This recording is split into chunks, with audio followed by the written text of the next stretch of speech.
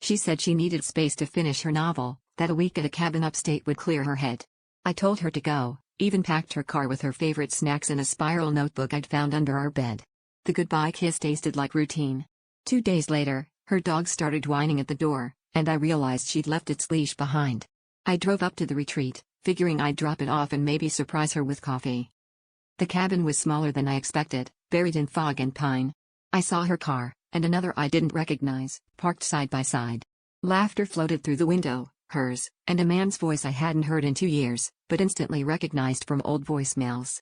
I stood frozen with the leash in my hand, hearing the clink of wine glasses and the scrape of a chair. She was supposed to be writing, but I caught a glimpse of her laptop screen, my name, again and again, in the middle of a sentence about betrayal.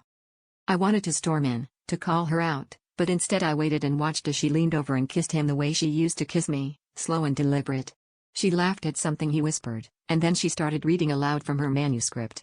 Every word was a twisted version of our life, our fights, our secrets, even the way I made coffee in the mornings.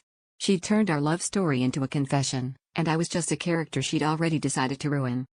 Driving home, I kept replaying everything, the way she'd looked at me lately, how her hugs lasted just a second too short. I thought about confronting her, but part of me wanted to see how the story ended, if I was just a villain in her pages, or if she was writing herself as the victim. That's when I realized, I didn't want to win her back, I wanted to know which version of us she believed.